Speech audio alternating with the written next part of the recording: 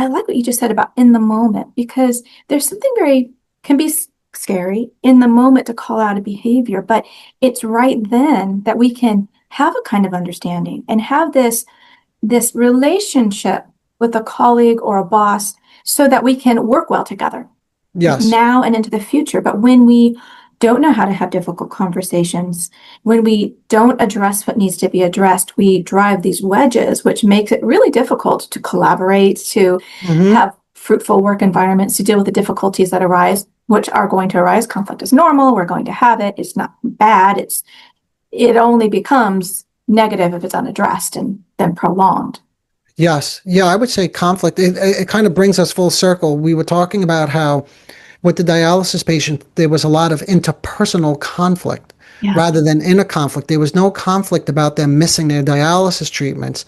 So in that way, we needed to raise their conflict. They needed to be more conflicted about very damaging decisions they're making. Oh, so this reminds me, you did ask a question kind of like, how do we get that kind of boss or leader to behave? I know you didn't use this exact language, and I kind of made light of it, like, oh, so we're trying to get him to behave in a different way.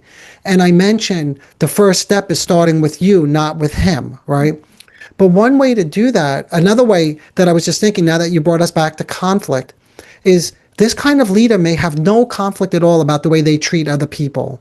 So a secondary goal would be to help them become more conflictual, Mhm. right? And by doing that, you hope to raise internal conflict, because that kind of conflict is good. It's good to be in conflict and not just think that you know everything or everything is always everybody else's fault.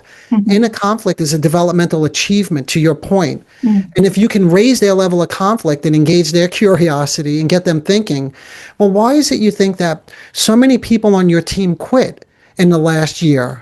Like, have you given that any thought at all? What's your theory on that? Is that something you like to talk about a little bit? Because I have a theory as well, if you're open to hearing it. You see, now we're trying to engage someone in a discussion. Mhm. We're not blaming him. We're not saying, look what kind of leader you are, but we're letting it come from him by raising his level of sort of curiosity, and hopefully he can become conflicted about it.